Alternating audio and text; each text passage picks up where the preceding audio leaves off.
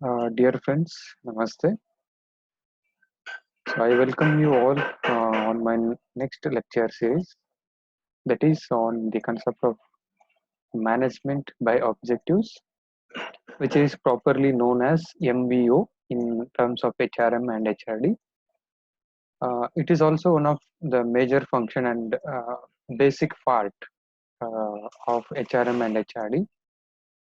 So let me begin with the concept MBO, management by objectives.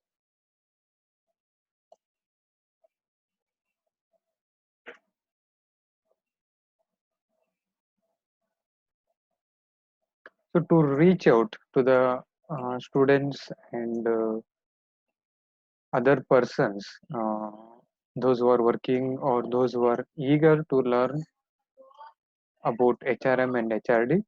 So I'm going to deal with both the languages, as I said in previously in both the videos and both the lecture series, that I will be mixing English and Kannada.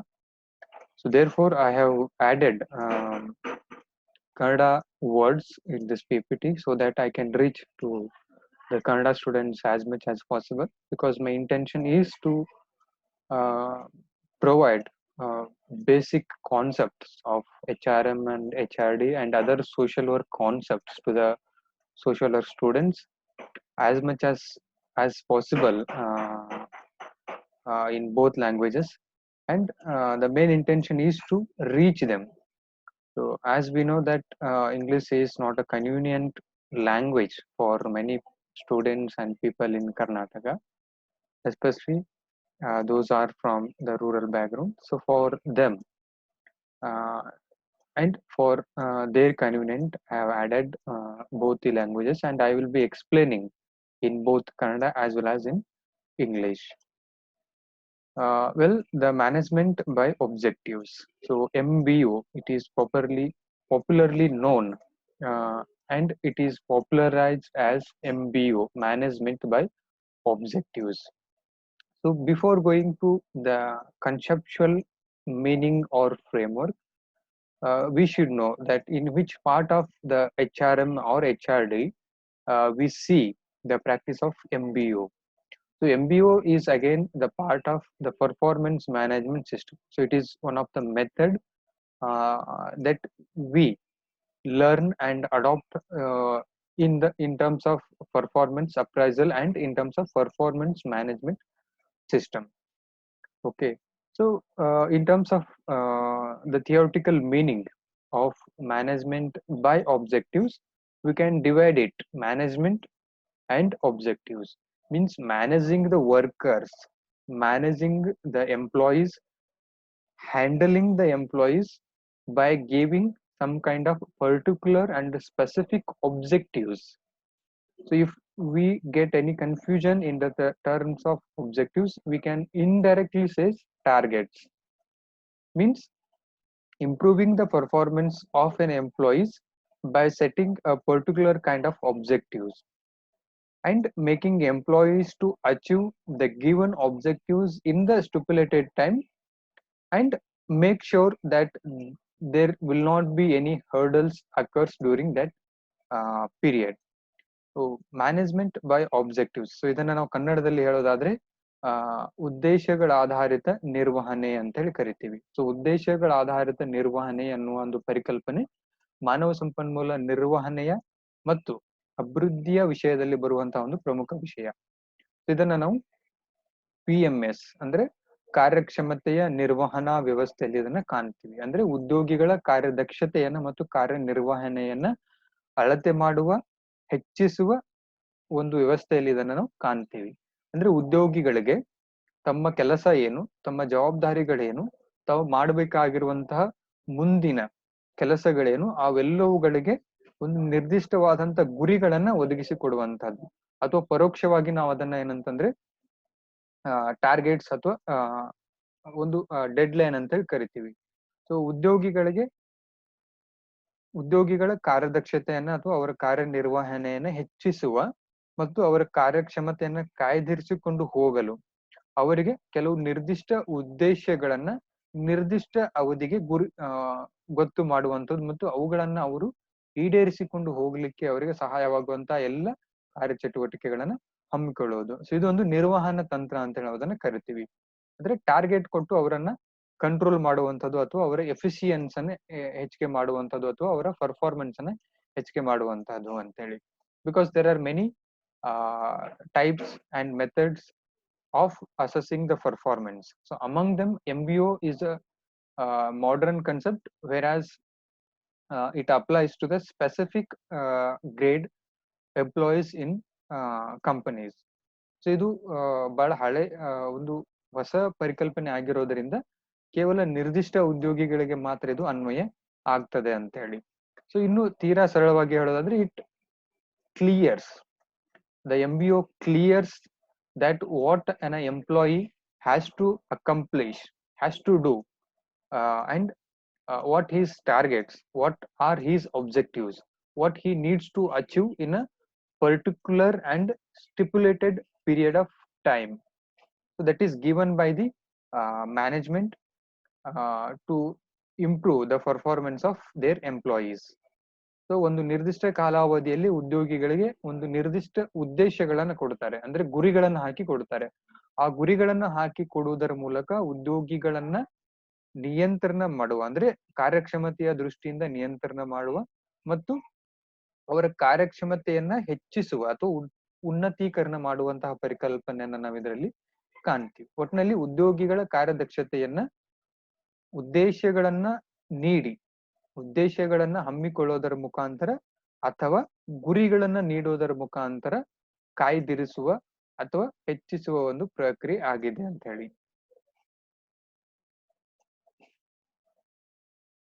ಹಾಗೆ ಈ ಉದ್ದೇಶಗಳ ಆಧಾರಿತ ನಿರ್ವಹಣೆ ಪ್ರಮುಖವಾಗಿ ಒಬ್ಬ ಉದ್ಯೋಗಿ ಮುಂದಿನ ಕಾಲಾವಧಿಯಲ್ಲಿ ಅಥವಾ ಮುಂದಿನ ದಿನಗಳಲ್ಲಿ ಅಥವಾ ಉದಾಹರಣೆಗೆ ಮುಂದಿನ ಒಂದು ವರ್ಷದಲ್ಲಿ ಯಾವ ಕೆಲಸಗಳನ್ನ ಮಾಡಬೇಕು, ಹೇಗೆ ಮಾಡಬೇಕು, ಯಾವಾಗ ಮಾಡಬೇಕು, ಯಾವ ಕೆಲಸಗಳಿಗೆ ಪ್ರಾಮುಖ್ಯತೆಯನ್ನ ನೀಡಬೇಕು, ಹಾಗೂ ಆ ಪ್ರಾಮುಖ್ಯತೆಯ ಜೊತೆಗೆ ಮಾಡುವಂತಹ ಕೆಲಸದ ಗುಣಮಟ್ಟವನ್ನು ಕೂಡ ಯಾವ ರೀತಿ ಕಾಯ್ಕೊಂಡು ಹೋಗ್ಬೇಕು ಅನ್ನೋದು ಈ ಒಂದು ನಿರ್ವಹಣಾ ವ್ಯವಸ್ಥೆಯಲ್ಲಿ ಬರುವಂತಹ ಪ್ರಮುಖ ಪರಿಕಲ್ಪನೆ.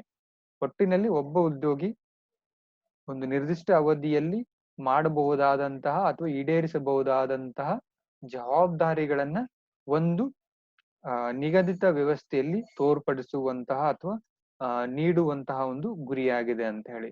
It clearly defines that what roles and responsibilities that particular kind of employees are going to fulfill or perform in the coming days, and it will give a blueprint of what that employee has to do and has not to do, and how to do, when to do, and how to do. So this is what the clear picture that employees gets from this kind of system. ಅಂದ್ರೆ ಉದ್ಯೋಗಿಗಳಿಗೆ ಈ ಮುಂಬರುವ ದಿನಗಳಲ್ಲಾಗಿರ್ಬೋದು ಅಥವಾ ಒಂದು ನಿರ್ದಿಷ್ಟ ಕಾಲಾವಧಿಯಲ್ಲಿ ನಿಖರವಾಗಿ ಅವರು ಯಾವ ಕೆಲಸಗಳನ್ನ ಮಾಡಬೇಕು, ಅವರ ಗುರಿಗಳೇನು, ಅವರ ಉದ್ದೇಶಗಳೇನು, ಯಾವ ಕೆಲಸಗಳನ್ನ ಯಾವ ರೀತಿಯಾಗಿ ಮಾಡಬೇಕು ಮತ್ತು ಆ ಗುರಿಗಳನ್ನ ಯಾವ ರೀತಿ ತಲುಪಬೇಕು ಅನ್ನೋದ್ರ ಬಗ್ಗೆ ಸ್ಪಷ್ಟ ಮಾಹಿತಿಯನ್ನ ನೀಡಲಾಗ್ತದೆ ಅಂತ ಹೇಳಿ.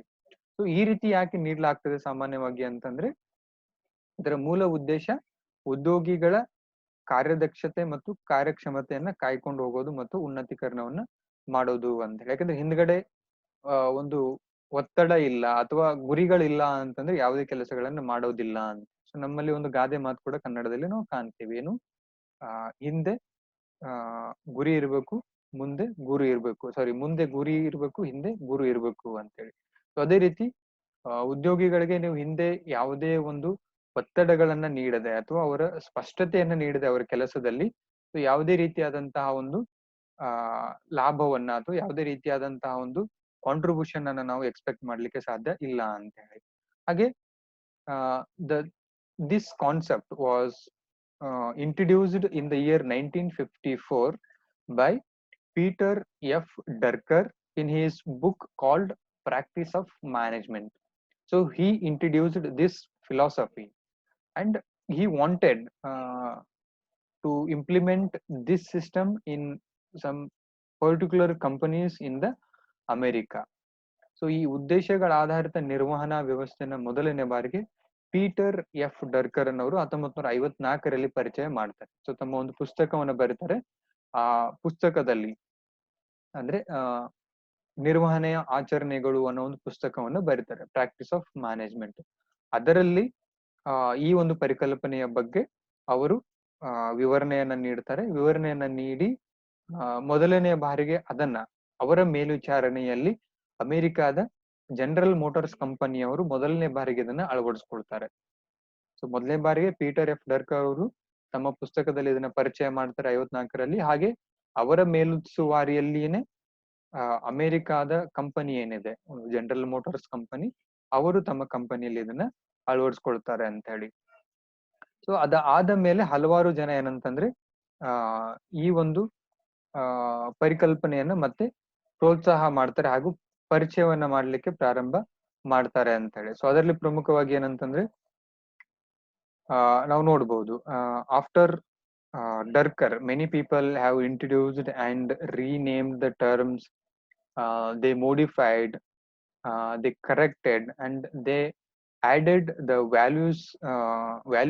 value points in the concept called as MBO. So Douglas MacArthur, George Orderon, John Humble. So these are the major theoreticians who contributed in developing further the approach called MBO. So MBO ಒಂದು ವ್ಯವಸ್ಥೆಯನ್ನ Drucker ಅವ್ರದ್ದು ಆದ ಮೇಲೆ, ಅವರ ಒಂದು ಪರಿಚಯ ಆದ ಮೇಲೆ, ತದನಂತರ ಡಾಗಲ್ಸ್ ಜಾರ್ಜರ್ ಅವರು ಮತ್ತೆ ಆರ್ಡಿನರ್, ದೆನ್ ಹಂಬಲ್, ಸೊ ಇವರು ತಮ್ಮ ಒಂದು ಪ್ರಯಾಸದಿಂದ ಹಾಗೂ ತಮ್ಮ ಜ್ಞಾನದಿಂದ ಆ ಒಂದು ವ್ಯವಸ್ಥೆಗೆ ಒಂದು ಹೆಚ್ಚಿನವಾದಂತಹ ಒಂದು ಕೊಡುಗೆಯನ್ನ ನೀಡ್ತಾರೆ. ಮತ್ತು ಅದರಲ್ಲಿ ಏನು ತೆಗಿಬೇಕು ಮತ್ತೆ ಏನು ಹೊಸದಾಗಿ ಆಡ್ ಮಾಡಬೇಕು ಎಲ್ಲವುಗಳನ್ನೇನಂತಂದ್ರೆ ಅಧ್ಯಯನ ಮಾಡಿ ಅದಕ್ಕೆ ಒಂದು ಹೊಸ ರೂಪವನ್ನ ಕೊಡ್ತಾರೆ ಅಂತ ಹೇಳಿ.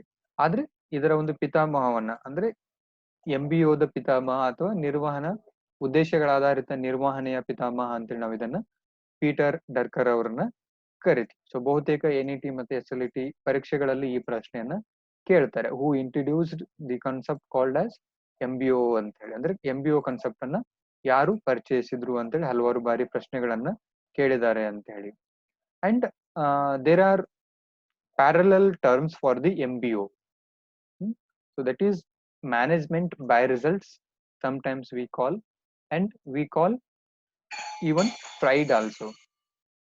So ಈ MBO ಅನ್ನೋ ಒಂದು ಪರಿಕಲ್ಪನೆಗೆ ಬೇರೆ ಬೇರೆ ಪರ್ಯಾಯ ಪದಗಳನ್ನ ನಾವು ಕಾಣ್ತೀವಿ. ಅದರಲ್ಲಿ ಪ್ರಮುಖವಾಗಿ MBR ಅಂದ್ರೆ ಮ್ಯಾನೇಜ್ಮೆಂಟ್ ಬೈ ರಿಸಲ್ಟ್ಸ್, ಅಂದ್ರೆ ಫಲಿತಾಂಶಗಳನ್ನ ಆಧರಿಸಿ ಉದ್ಯೋಗಿಗಳ ಕಾರ್ಯದಕ್ಷತೆಯನ್ನ ಅಥವಾ ಅವರ ಒಂದು ಕಾರ್ಯನಿರ್ವಹಣೆಯನ್ನ ಅಳತೆ ಮಾಡುವಂತಹದ್ದು.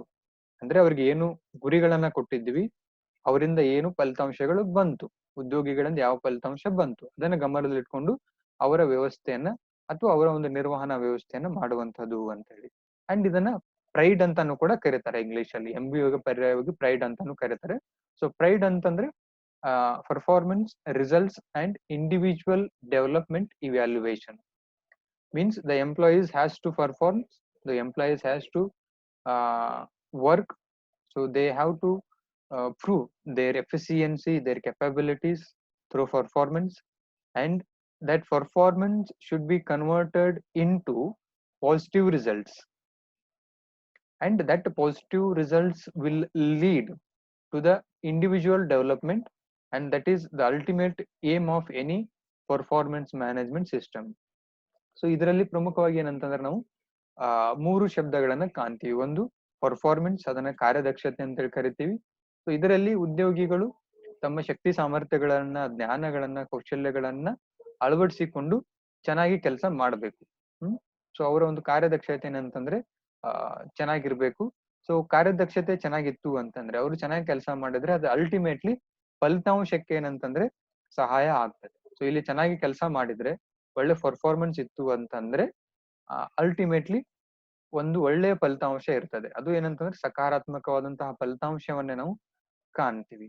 ಸೊ ಇದು ಆದ ಮೇಲೆ ಈ ಒಳ್ಳೆಯ ಫಲಿತಾಂಶ ಬಂದಾಗ ಅಥವಾ ಸಕಾರಾತ್ಮಕ ಫಲಿತಾಂಶ ಬಂದಾಗ ಅದು ನೇರವಾಗಿ ಏನಂತಂದ್ರೆ ಉದ್ಯೋಗಿಯ ವೈಯಕ್ತಿಕ ಅಭಿವೃದ್ಧಿಗೂ ಕೂಡ ಸಹಾಯ ಆಗ್ತದೆ. ಇದು ultimate aim ಇದು. So performance is directly related with individual development, and individual development can be achieved through performance. So among these two concepts, the result plays very important role. If you provide and prove your results in a positive manner, this is this becomes easy and can be achieved very easily. If this is becomes negative, then this is quite complicated and this is quite tough to achieve in terms of individual development as well as in terms of performance and professional development. So need for MBO. Why we need MBO system in HRM or in managing the employees?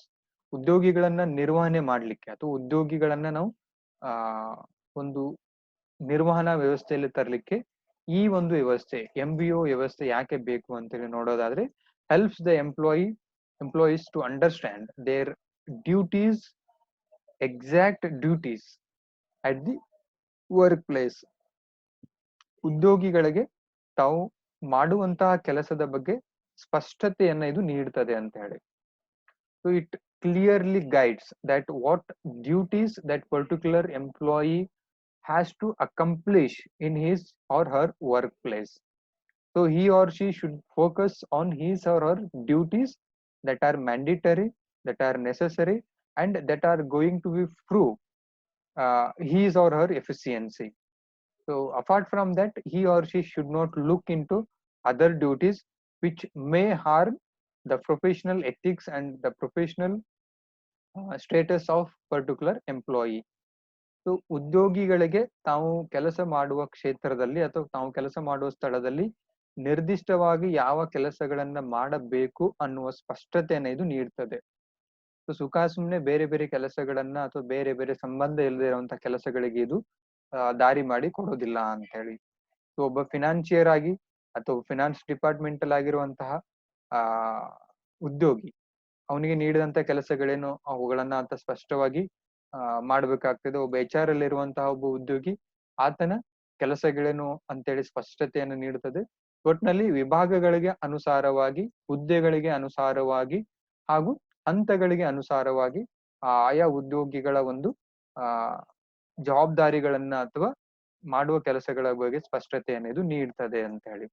Then it clearly defines the key results areas based on the experience and educational qualification. This is most important because we have to give and assign the specific responsibilities based on the specific knowledge, specific educational qualification, and specific experience that particular employee is having. So ನಾವು ಉದ್ಯೋಗಿಗಳನ್ನ ಆಯ್ಕೆ ಮಾಡುವಾಗ ಅಥವಾ ಜವಾಬ್ದಾರಿಗಳನ್ನ ವಿತರಣೆ ಮಾಡುವಾಗ ಆ ಉದ್ಯೋಗಿಯ ಉದ್ಯೋಗದ ಅರ್ಹತೆ, ಅನುಭವ ಇವೆಲ್ಲವುಗಳನ್ನ ಗಮನದಲ್ಲಿಟ್ಕೊಂಡು ನಿರ್ದಿಷ್ಟ ಹುದ್ದೆಗೆ ನಿರ್ದಿಷ್ಟ ಉದ್ಯೋಗಿಯನ್ನ ಅಥವಾ ಜವಾಬ್ದಾರಿಯನ್ನ ನೀಡಬೇಕಾಗ್ತದೆ. ಅದನ್ನ ಈ MBO ನಮಗೆ ಸ್ಪಷ್ಟಪಡಿಸ್ತದೆ ಅಂತ ಹೇಳಿ.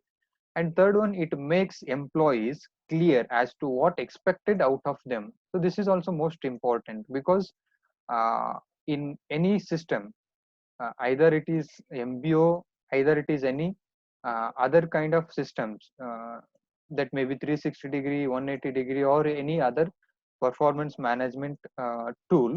In every system, the employer wants or expect least of the last and expect maximum output from the employees.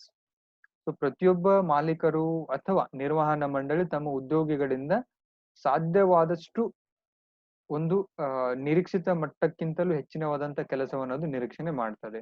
ಅದು ಇನ್ ಟರ್ಮ್ಸ್ ಆಫ್ ಮನಿ ಆಗಿರ್ಬೋದು, ದುಡ್ಡಾಗಿರ್ಬೋದು, ಅಥವಾ ಉತ್ಪಾದನೆ ಆಗಿರ್ಬೋದು, ಅಥವಾ ಅವರಿಗೆ ನೀಡಿದಂತಹ ಗುರಿ ಉದ್ದೇಶಗಳನ್ನ ಈಡೇರಿಸುವ ಕಡೆಗೆ ಆಗಿರಬಹುದು. ಅಂದ್ರೆ ಉದ್ಯೋಗಿಗಳಿಂದ ಒಂದು ಕಂಪನಿ ಏನು ನಿರೀಕ್ಷೆ ಮಾಡ್ತಾ ಇದೆ ಅದರ ಬಗ್ಗೆ ಇದು ಸ್ಪಷ್ಟತೆಯನ್ನ ನೀಡ್ತದೆ ಅಂತ ಹೇಳಿ.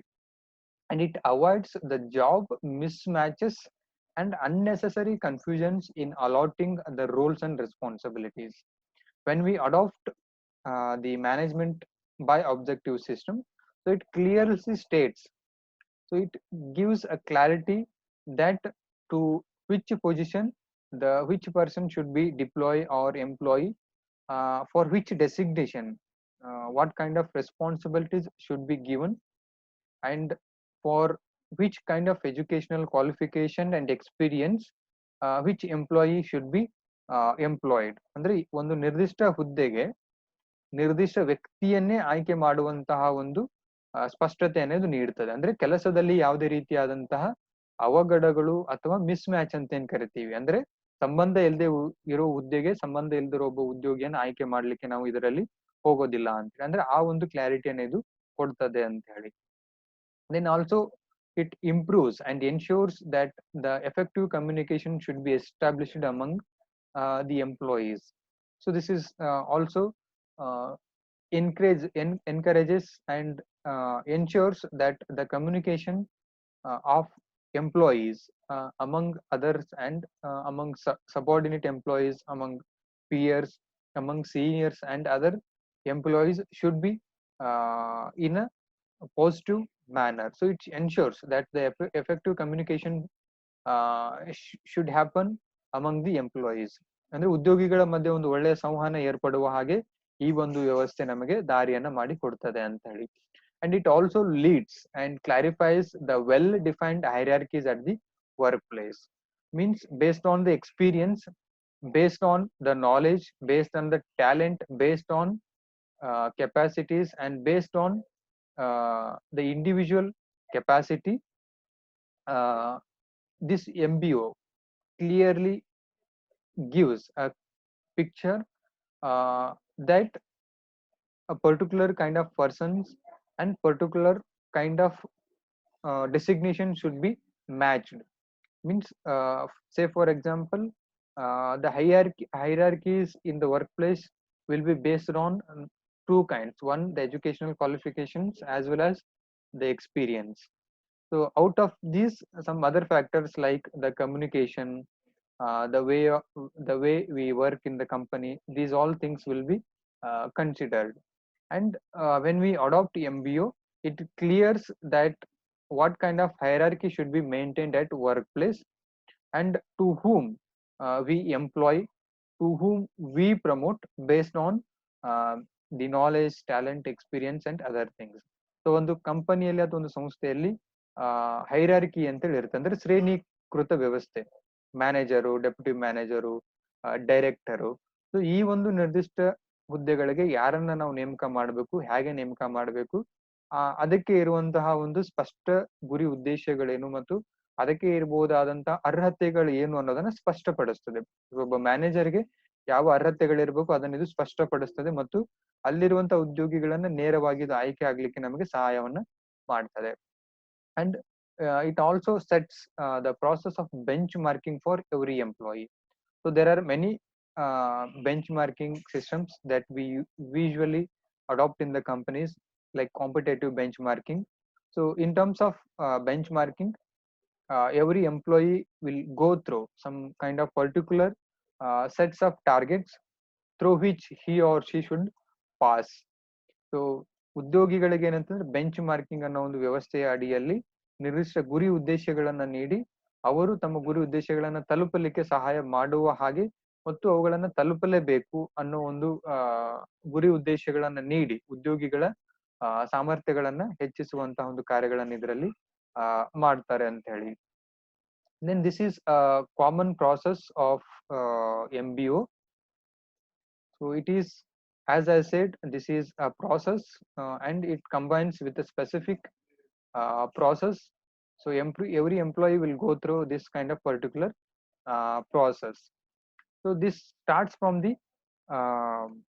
defining the organizational goals, in which the organization defines the goals, the objectives and the specific aims of that particular organization.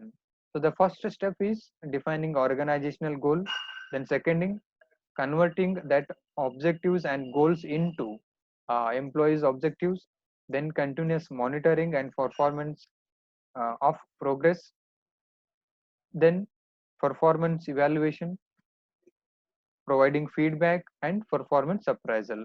So let us see one by one. Before that, we see this process in Kannada language also. This is a process. ಇದನ್ನ ನಾವು ಒಂದು ಪ್ರಕ್ರಿಯೆ ಆಧಾರದ ಮೇಲೆ ನೋಡ್ತೀವಿ ಅಂತ ಹೇಳಿ. So ಒಂದು ಉದ್ದೇಶಗಳ ಆಧಾರಿತ ನಿರ್ವಹಣಾ ವ್ಯವಸ್ಥೆ ಒಂದು ಪ್ರಕ್ರಿಯೆ. ಅದಕ್ಕೆ ಅದರದೇ ಆದಂತ ಹಂತ ಹಂತವಾಗಿ ಕೆಲಸಗಳಿರ್ತವೆ. ಹಂತ ಹಂತವಾಗಿ ನಾವು ಕೆಲಸಗಳನ್ನ ಮಾಡಬೇಕು. ಅದರಲ್ಲಿ ಮೊದಲನೇದು ಏನು ಅಂತಂದ್ರೆ ಸಂಸ್ಥೆಯ ಉದ್ದೇಶಗಳನ್ನ ಅಥವಾ ಗುರಿಗಳನ್ನ ವ್ಯಾಖ್ಯಾನಿಸುವುದು ಮತ್ತು ಅವುಗಳನ್ನ ಉದ್ಯೋಗಿಯ ಒಂದು ಗುರಿ ಉದ್ದೇಶಗಳಿಗೆ ಹೋಲಿಕೆ ಮಾಡೋದು.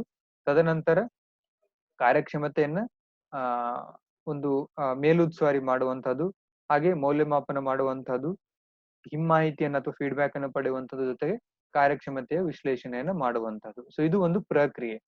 ಇದರಲ್ಲಿ ಏನಂತಂದ್ರೆ ಹಲವಾರು ಉಪ ಪ್ರಕ್ರಿಯೆಗಳನ್ನು ಕೂಡ ನಾವು ಕಾಣ್ತೀವಿ ಅಂತ ಹೇಳಿ. So let us go one by one. So defining organisational goals is a first step in the process of MBO. So there is a difference between goals and objectives. See, goals and objectives. So goals are framed for the longer time, and the goals may be having particular intention of that organizations, that what it exactly want to achieve and want to do. And objectives may be for a shorter period. Objectives may be changed, may be rechanged, may be reframed, but goals cannot be reframed. Whereas the objectives are byproduct of goals. Based on the goals, objectives will be framed. So this is a major difference between goals and objectives. In terms of goals, we can also say the aims, and we can also add aims. So ಗುರಿ ಮತ್ತು ಉದ್ದೇಶಗಳನ್ನ ನಾವು ಬೇರೆ ಬೇರೆಯಾಗಿ ಅರ್ಥ ಮಾಡ್ಕೊಳ್ಬೇಕಾಗ್ತದೆ. So ಒಂದು ಕಂಪನಿಯ ಗುರಿಗಳು ಏನಂತಂದ್ರೆ ಬಹಳ ದೀರ್ಘಾವಧಿ ಸಮಯಾವಧಿಗೆ ಇರ್ತವೆ. ಜೊತೆಗೆ ತಮ್ಮ ಕಂಪನಿ ಅಥವಾ ಸಂಸ್ಥೆಯ ಮೂಲ ಒಂದು ಕೆಲಸ ಏನಿದೆ ಆ ಕೆಲಸದ ಆಧಾರದ ಮೇಲೆ ಗುರಿಗಳನ್ನ ಅವರು ನಿರ್ಮಾಣ ಮಾಡ್ತಾರೆ. ಹಾಗೆ ಉದ್ದೇಶಗಳು ಈ ಗುರಿಗಳನ್ನ ಆಧಾರಿತವಾಗಿ ಉದ್ದೇಶಗಳನ್ನ ಮಾಡ್ಲಾಗ್ತದೆ ಅಂತ ಹೇಳಿ. ಸೊ ಉದ್ದೇಶಗಳು ಈ ಗುರಿಗಳ ಉಪ ಉತ್ಪಾದನೆಗಳು ಅಂತ ಹೇಳಿ ನಾವು ಕರಿತೀವಿ. ಗುರಿಗಳ ಆಧಾರದ ಮೇಲೆ ಉದ್ದೇಶಗಳನ್ನ ನಾವು ರಚಿಸಬೇಕಾಗ್ತದೆ ಅಂತ ಹೇಳಿ. And in first step the organisation clears and frames what are the goals of that particular organization, and based on that the employees, those who recruits or those who employees in that organizations will be given objectives to achieve their goals. So ಒಂದು ಸಾರಿ ಉದ್ಯೋಗಿಗಳನ್ನ ನೇಮಕ ಮಾಡಿಕೊಂಡ ಮೇಲೆ ಆ ಸಂಸ್ಥೆಯ ಗುರಿಗಳೇನಿರ್ತವೆ ಆ ಗುರಿಗಳನ್ನ ಉದ್ಯೋಗಿಯ ಉದ್ದೇಶಗಳನ್ನಾಗಿ ಮಾರ್ಪಡಿಸಲಾಗ್ತದೆ ಅಂತ ಹೇಳಿ. ಅಂದ್ರೆ ಈ ಕಂಪನಿ ಏನ್ ಅಚೀವ್ ಮಾಡ್ಬೇಕಾಗಿದೆ ಯಾವ ಗುರಿಗಳನ್ನ, ಆ ಗುರಿಗಳನ್ನ ಉದ್ದೇಶಗಳ ರೂಪದಲ್ಲಿ ಉದ್ಯೋಗಿಗಳಿಗೆ ನೀಡಲಾಗ್ತದೆ. ಸೊ ಆ ಉದ್ಯೋಗಿಗಳು ಅವುಗಳನ್ನ ಈಡೇರಿಸಬೇಕಾಗ್ತದೆ ಅಂತ ಹೇಳಿ. ಸೊ ಅವು ಗುರಿಗಳು ಆ ಕಂಪನಿಯ ಮೂಲ ಗುರಿಗಳ ಉದ್ಯೋಗಿಯ ಉದ್ದೇಶಗಳು ಆ ಕಂಪನಿಯ ಮೂಲ ಗುರಿಗಳ ಜೊತೆಗೆ ಸಂಬಂಧವನ್ನ ಹೊಂದಿದಾವೆ ಅಂತ ಹೇಳಿ. So it has direct link and relationship between the goals of that particular organisations and objectives of employees. So ಇಲ್ಲಿ ಆ ಕಂಪನಿ ತನ್ನ ಗುರಿಗಳನ್ನ ಸ್ಪಷ್ಟಪಡಿಸಿದ್ರೆ ಎರಡನೇ ಹಂತದಲ್ಲಿ ಉದ್ಯೋಗಿಗಳಿಗೆ ಆ ಉದ್ಯೋಗಿಯ ಸ್ಪಷ್ಟತೆ ಗುರಿಗಳ ಬಗ್ಗೆ ಸ್ಪಷ್ಟತೆಯನ್ನ ನೀಡಲಾಗ್ತದೆ ಅಂತ ಹೇಳಿ. ಹಾಗೆ ಮೂರನೇ ಹಂತವನ್ನು ನೋಡೋದಾದ್ರೆ ಮೂರನೇ ಹಂತದಲ್ಲಿ ಏನು ಉದ್ದೇಶಗಳನ್ನ ನೀಡ್ತಾರೆ ಉದ್ಯೋಗಿಗಳಿಗೆ ಅದನ್ನ ಆಧಾರವಾಗಿಟ್ಕೊಂಡು ಅದನ್ನ ಗಮನದಲ್ಲಿಟ್ಕೊಂಡು ಉದ್ಯೋಗಿಯ ಕಾರ್ಯದಕ್ಷತೆಯನ್ನ ನಾವು ನಿರಂತರವಾಗಿ ಮೇಲುಸ್ತುವಾರಿ ಮಾಡ್ಬೇಕಾಗ್ತದೆ. ಅಂದ್ರೆ ಉದ್ಯೋಗಿ ನೀಡಿದಂತಹ ಕೆಲಸಗಳನ್ನ ಸರಿಯಾಗಿ ಮಾಡ್ತಾ ಇದ್ದಾನ ಇಲ್ವಾ, ಅಥವಾ ಅವನ ಉದ್ದೇಶಗಳ ಕಡೆಗೆ ಆತ ಗಮನವನ್ನ ನೀಡಿ ಕೆಲಸವನ್ನ ಮಾಡ್ತಾ ಇದ್ದಾನ ಇಲ್ಲ ಅನ್ನೋದನ್ನ ನಾವಿಲ್ಲಿ ನೋಡ್ಬೇಕಾಗ್ತದೆ. So we have to observe and monitor whether the employee is working towards achieving and fulfilling his objectives. So this is very important in terms of performance appraisal. So in fourth stage we assess the performance of employees. So after 3 steps we assess the performance as a middle analysis. ಅಂದ್ರೆ ಮಧ್ಯಾವಧಿಗೆ ಏನಂತಂದ್ರೆ ನಾವಿಲ್ಲಿ ಕಾರ್ಯ ಒಂದು ಕ್ಷಮತೆಯನ್ನ ಮೌಲ್ಯಮಾಪನ ಮಾಡ್ತೀವಿ. ಅಂದ್ರೆ ಉದ್ಯೋಗಿಗಳು ಕೆಲಸ ಸರಿಯಾಗಿ ಮಾಡ್ತಾ ಇದ್ದಾರೆ ಇಲ್ವಾ, ಅಥವಾ ಅವರ ನೀಡಿದಂತ ಉದ್ದೇಶಗಳನ್ನ ಈಡೇರಿಸುವ ಕಡೆಗೆ ಉದ್ಯೋಗಿಗಳು ಯಾವ ರೀತಿಯಾಗಿ ಕೆಲಸವನ್ನ ಮಾಡ್ತಿದಾರಾ ಇಲ್ಲ ಅನ್ನೋದನ್ನ ನಾವಿಲ್ಲಿ ನೋಡ್ತೀವಿ ಅಂತ ಹೇಳಿ. ಸೊ ಇದರ ಆಧಾರದ ಮೇಲೆ ನಾವು ಮುಂದಿನ ಒಂದು ಹಂತಕ್ಕೆ ಅಥವಾ ಮುಂದಿನ ಒಂದು ವಿಷಯಗಳಿಗೆ ನಾವು ಅಥವಾ ಸಾಧನೆಗಳಿಗೆ ನಾವು ಹೋಗ್ಬೇಕಾಗ್ತದೆ ಅಂತ ಹೇಳಿ. ಸೊ ಆ ಉದ್ಯೋಗಿಗಳ ಒಂದು ಕಾರ್ಯದಕ್ಷತೆಯನ್ನ ನಾವು ಮೌಲ್ಯಮಾಪನ ಮಾಡಿದಾಗ ನಾವು ಅವರಿಗೆ ಫೀಡ್ಬ್ಯಾಕ್ ಅನ್ನ ನೀಡಬೇಕಾಗ್ತದೆ. ಸೊ ಆ ಫೀಡ್ಬ್ಯಾಕ್ ಅಲ್ಲಿ ಏನಿರ್ತದೆ ಅಂತಂದ್ರೆ ಅವರ ಪರ್ಫಾರ್ಮೆನ್ಸ್ ಯಾವ ರೀತಿ ಇತ್ತು, ಅಂದ್ರೆ ಅವರ ಕಾರ್ಯದಕ್ಷತೆ ಯಾವ ರೀತಿಯಾಗಿತ್ತು, ಎಲ್ಲಿ ಎಡವಿದ್ರು, ಅವರ ಗುರಿ ಉದ್ದೇಶಗಳು ಏನಿತ್ತು, ಅವರು ಗುರಿ ಉದ್ದೇಶಗಳನ್ನ ಈಡೇರಿಸುವ ಕಡೆಗೆ ಯಾವ ರೀತಿಯಾಗಿ ಕೆಲಸವನ್ನ ಮಾಡಿದ್ರು, ಯಾವ ಒಂದು ಕ್ಷೇತ್ರದಲ್ಲಿ ಅವರು ಕಾರ್ಯಕ್ಷಮತೆಯನ್ನ ಹೊಂದಿದ್ದಾರೆ, ಶಕ್ತಿ ಸಾಮರ್ಥ್ಯಗಳನ್ನ ಹೊಂದಿದ್ದಾರೆ, ಮತ್ತು ಯಾವ ಕ್ಷೇತ್ರದಲ್ಲಿ ಎಡವುತ್ತಾ ಇದ್ದಾರೆ, ಈ ಎಲ್ಲವುಗಳನ್ನ ನಾವು ನೋಡ್ಬೇಕಾಗ್ತದೆ. ಸೊ ನೋಡಿ ಅದಾದ ನಂತರ ಮತ್ತೆ ನಾವು ಪರ್ಫಾರ್ಮೆನ್ಸ್ ಅಪ್ರೈಸಲ್ ಅನ್ನ ಮಾಡ್ಬೇಕಾಗ್ತದೆ. So performance evaluation and performance appraisal are interrelated, but both are different concepts. So they are divided by the work we do or the way we handle, but interrelated with the way that particular employee perform in his or her professional or workplace. So ಒಬ್ಬ ಉದ್ಯೋಗಿ ಯಾವ ರೀತಿಯಾಗಿ ಕೆಲಸವನ್ನ ಮಾಡ್ತಾ ಇದ್ದಾನೆ ಅನ್ನೋದನ್ನ ನಾವು ಮೌಲ್ಯಮಾಪನ ಮಾಡಿದ ಮೇಲೆ ಮಾಹಿತಿಯನ್ನ ನೀಡ್ತೀವಿ. ಯಾವ ಒಂದು ಕ್ಷೇತ್ರದಲ್ಲಿ ಚೆನ್ನಾಗಿ ಕೆಲಸ ಮಾಡ್ತಿದ್ದಾನೆ ಮತ್ತು ಮಾಡಿಲ್ಲ, ಅವರಲ್ಲಿರುವಂತಹ ಕೊರತೆಗಳೇನು. ಅದಾದ ನಂತರ ನಾವು ಪರ್ಫಾರ್ಮೆನ್ಸ್ ಅಪ್ರೈಸಲ್ ಅನ್ನ ಮಾಡ್ತೀವಿ. ಸೊ ಪರ್ಫಾರ್ಮೆನ್ಸ್ ಅಪ್ರೈಸಲ್ ಅಲ್ಲಿ ಏನ್ ಡಿಸೈಡ್ ಮಾಡ್ತೀವಿ ಅಂತಂದ್ರೆ ಇಟ್ ಡಿಪೆಂಡ್ಸ್. ನಾವು ಗ್ರೇಡ್ ನ ಕೊಡಬಹುದು, ರ್ಯಾಂಕಿಂಗ್ ಅನ್ನ ಕೊಡಬಹುದು, ಅವುಗಳ ಆಧಾರದ ಮೇಲೆ ಅವರಿಗೆ ಪ್ರಮೋಷನ್ ಸಿಗ್ಬಹುದು, ಸ್ಯಾಲರಿ ಹೆಚ್ಚಿಗೆ ಆಗ್ಬಹುದು, ಕೆಲವೊಂದ್ಸಾರಿ ಡಿಮೋಷನ್ ಆಗ್ಬಹುದು, ಅಂದ್ರೆ ಹಿಂಬಡ್ತಿ ಆಗ್ಬಹುದು, ಮುಂಬಡ್ತಿ ಆಗ್ಬಹುದು. ಸೊ ಈ ಒಂದು ಸ್ಟೇಜ್ ಅನ್ನ ತಲುಪಲಿಕ್ಕೆ ಆ ಮೇಲಿನ ಎಲ್ಲ ಹಂತಗಳನ್ನ ನಾವು ಬಹಳ ಸೂಕ್ಷ್ಮವಾಗಿ ಗಮನಿಸಬೇಕಾಗ್ತದೆ. ಇದ್ರ ಅಲ್ಟಿಮೇಟ್ ಗುರಿ ಏನು ಅಂತಂದ್ರೆ ಉದ್ಯೋಗಿಯ ಕಾರ್ಯದಕ್ಷತೆಯನ್ನ ಹೆಚ್ಚಿಸುವುದು, ಜೊತೆಗೆ ಉದ್ಯೋಗಿಯ ವೃತ್ತಿಪರ ಒಂದು ಭವಿಷ್ಯ ಏನಿದೆ ಆ ಭವಿಷ್ಯವನ್ನ ನಿಗದಿ ಮಾಡುವಂತಹ ಒಂದು ಪ್ರಕ್ರಿಯೆ ಆಗಿದೆ ಅಂತ ಹೇಳಿ. ಸೊ ಮುಂಬಡ್ತಿ ಅಂದ್ರೆ ಪ್ರಮೋಷನ್, ಹಿಂಬಡ್ತಿ, ಡಿಮೋಷನ್, ಸೊ ಎಲ್ಲವುಗಳನ್ನ ಈ ಒಂದು ಕಾರ್ಯದಕ್ಷತೆಯ ಮೌಲ್ಯಮಾಪನ ಅಥವಾ ವಿಶ್ಲೇಷಣೆ ನಿರ್ಧಾರ ಮಾಡುತ್ತದೆ ಅಂತ ಹೇಳಿ. ಸೊ ಹಾಗಾಗಿ ಉದ್ಯೋಗಿಗಳು ಈ ಒಂದು ಹಂತದಲ್ಲಿ ಬಹಳ ಜಾಗರೂಕತೆಯಿಂದ ತಮ್ಮ ಒಂದು ಕೆಲಸಗಳನ್ನ ಅಥವಾ ನೀಡಿರುವಂತಹ ಗುರಿಗಳನ್ನ ಈಡೇರಿಸಬೇಕಾಗ್ತದೆ ಅಂತ ಹೇಳಿ. And here there are some examples of HRM or the management by objectives of HRM. ಸೊ ಇಲ್ಲಿ ನಾವು ನಮ್ಮ ಒಂದು ಕ್ಷೇತ್ರಕ್ಕೆ ಅಂದ್ರೆ ಮಾನವ ಸಂಪನ್ಮೂಲ ನಿರ್ವಹಣಾ ಕ್ಷೇತ್ರಕ್ಕೆ ನೋಡೋದಾದ್ರೆ ಕೆಲವು ಎಕ್ಸಾಂಪಲ್ಸ್ ಅನ್ನ ನೋಡ್ತೀವಿ. ಅಂದ್ರೆ ನಮ್ಮ ಮಾನವ ಸಂಪನ್ಮೂಲ ನಿರ್ವಹಣಾ ವ್ಯವಸ್ಥೆಯ ದೃಷ್ಟಿಯಿಂದ MBO ಅಂದ್ರೆ ನಮಗೆ ಏನು ಅಂತ ಹೇಳಿ, ಅಂದ್ರೆ ನಮಗೆ ಯಾವ ಉದ್ದೇಶಗಳನ್ನ ನೀಡಬಹುದು ಅಥವಾ ಗುರಿಗಳನ್ನ ನೀಡಬಹುದು ಅಂತ ಹೇಳಿ. ಸೊ ಆ ಗುರಿಗಳನ್ನ ನೀಡಿ HR ಫೀಲ್ಡ್ ಅಲ್ಲಿ ಕೆಲಸ ಮಾಡುತ್ತಿರುವಂತ ಉದ್ಯೋಗಿಗಳನ್ನ ಕೆಲಸದ ಕಡೆಗೆ ಗಮನ ಕೊಡುವ ಹಾಗೆ ಮಾಡುವಂಥದ್ದು ಅಂತೇಳಿ. ಉದಾಹರಣೆಗೆ ಹೇಳೋದಾದ್ರೆ maintaining employees job satisfaction index at least 85%. ಅಂದ್ರೆ ನಮಗೊಂದು ಟಾರ್ಗೆಟ್ ಕೊಡ್ತಾರೆ, ಅಂದ್ರೆ ಉದ್ಯೋಗಿಗಳ ಕಾರ್ಯಕ್ಷಮತೆ ಅಥವಾ ಉದ್ಯೋಗಿಗಳ ಸಂತೃಪ್ತಿ ಏನಿದೆ, ಕೆಲಸದ ಸಂತೃಪ್ತಿ ಕನಿಷ್ಠ 85% ಆದ್ರೂ ಇರುವ ಹಾಗೆ ನಾವು ಕಾಯ್ಕೊಂಡು ಹೋಗ್ಬೇಕು ಅಂತ ಹೇಳಿ. ಅಥವಾ ರಿಟೆನ್ಷನ್ ರೇಟ್ ಏನಿದೆ ಆ ರೇಟ್ ಕೂಡ ಅಟ್ ಲೀಸ್ಟ್ ಏನಂತಂದ್ರೆ 97% ನಾವು ಕಾಯ್ಕೊಂಡು ಹೋಗ್ಬೇಕು ಅನ್ನೋ ಒಂದು ಟಾರ್ಗೆಟ್ ಅನ್ನ ನಮ್ಗೆ ಕೊಡಬಹುದು. ಅಂದ್ರೆ ಇವು ನಿರ್ದಿಷ್ಟವಾದಂತಹ ಗುರಿಗಳು ಅಥವಾ ಉದ್ದೇಶಗಳು. MBO ಸಿಸ್ಟಮ್ ಅನ್ನ ಎಲ್ಲಿ ನಾವು ಸ್ವೀಕಾರ ಮಾಡ್ತೀವಿ ಅಥವಾ ಅನುಷ್ಠಾನ ಮಾಡ್ತೀವಿ ಆ ಒಂದು ಸಂಸ್ಥೆಯಲ್ಲಿ ನಮಗೆ ಈ ರೀತಿಯಾದಂತಹ ಟಾರ್ಗೆಟ್ ಗಳನ್ನ ಕೊಡಬಹುದು. ಹಾಗೆ ಎಂಪ್ಲಾಯಿ ಎಂಗೇಜ್ಮೆಂಟ್ ಅನ್ನ ಇನ್ಕ್ರೀಸ್ ಮಾಡಬೇಕು, ಲೈಕ್ ಒಂದು 85% ಅಂತ ಕೊಡಬಹುದು. ಹಾಗೆ ಕಂಪನ್ಸೇಷನ್ ಸಿಸ್ಟಮ್ ಅನ್ನ ನಮ್ಮ ಕೈಗಾರಿಕಾ ಒಂದು ಮಾನದಂಡಗಳಿಗಿಂತಲೂ 10% ಹೆಚ್ಚಿಗೆ ಇರುವ ಹಾಗೆ ನಾವು ಮೇಂಟೈನ್ ಮಾಡ್ಲಿಕ್ಕೆ ನಮಗೆ ಒಂದು ಟಾರ್ಗೆಟ್ ಅನ್ನ ಕೊಡಬಹುದು, ಅಥವಾ ಆ ರೀತಿಯಾದಂತಹ ಒಂದು ಗುರಿಯನ್ನು ಕೂಡ ನಮ್ಗೆ ಕೊಡಬಹುದು. ಅಥವಾ ನಾವು ಮಾಡುವಂತ ಕೆಲಸ ಮಾರಾಟ ಮತ್ತು ಹಣಕಾಸಿನ ದೃಷ್ಟಿಯಿಂದಲೂ ಕೂಡ ಕಂಪನಿಗೆ ಸಹಾಯವಾಗಬೇಕು, ಆ ರೀತಿಯಾಗಿ ನಮಗೆ ಟಾರ್ಗೆಟ್ ಅನ್ನ ಕೊಡಬಹುದು.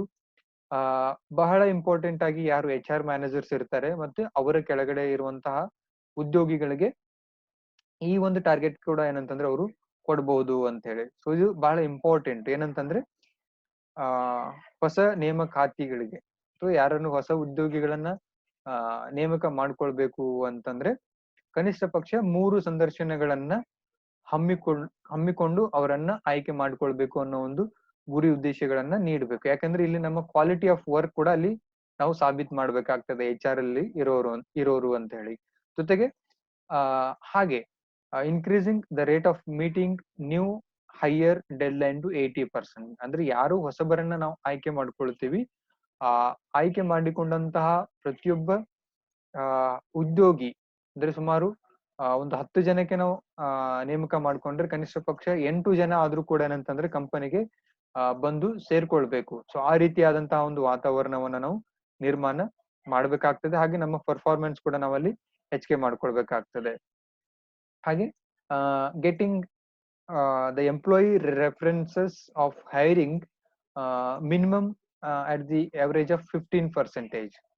ಸುಮಾರು 15% ನಾವೇನಂತಂದ್ರೆ ಈ ಎಂಪ್ಲಾಯಿ ರೆಫರೆನ್ಸಸ್ ಅಲ್ಲಿರುವಂತಹ ಉದ್ಯೋಗಿಗಳನ್ನ ಆಯ್ಕೆ ಮಾಡ್ಕೊಳ್ಬೇಕಾಗ್ತದೆ. ಅಂದ್ರೆ ಎಂಪ್ಲಾಯಿ ರೆಫರೆನ್ಸಸ್ ಅಲ್ಲಿ ಬರುವಂತಹ ಅಂದ್ರೆ ಯಾರು ಉದ್ಯೋಗಿ ಇರ್ತಾರೆ ಆ ಉದ್ಯೋಗಿಯ ಬಯೋಡೇಟಾ ಅಥವಾ ನಾವು ಒಂದು ರೆಸ್ಯೂಮ್ ಅಂತ ಏನ್ ಕರಿತೀವಿ ಅದರಲ್ಲಿರುವಂತಹ ರೆಫರೆನ್ಸಸ್ ಆಧಾರದ ಮೇಲೆ ಸುಮಾರು 15% ಉದ್ಯೋಗಿಗಳನ್ನ ನಾವು ನೇಮಕ ಮಾಡ್ಕೊಳ್ಬೇಕು ಅಂತೇಳಿ. ಯಾಕೆಂತಂದ್ರೆ ಆ ರೆಫರೆನ್ಸಸ್ ಅಲ್ಲಿರೋರಿಗೆ ಈ ಒಬ್ಬ ನಿರ್ದಿಷ್ಟ ಉದ್ಯೋಗಿಯ ಬಗ್ಗೆ ಮಾಹಿತಿ ಆಲ್ರೆಡಿ ಗೊತ್ತಿರ್ತದೆ. ಯಾವ ರೀತಿ ಕೆಲಸ ಮಾಡಿದಾನೆ, ಏನ್ ಮಾಡಿದಾನೆ, ಅವನ ಲ್ಯಾಕುನಾಸ್ ಏನು, ಸ್ಟ್ರೆಂತ್ ಏನು ಅಂತ ಹೇಳಿ.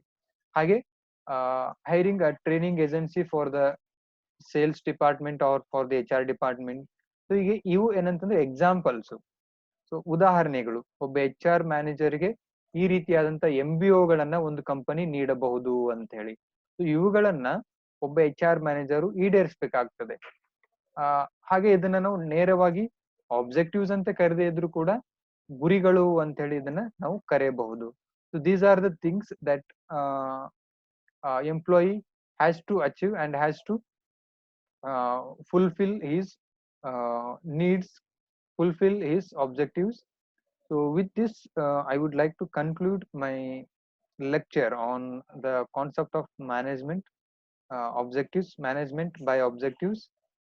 Thank you for watching.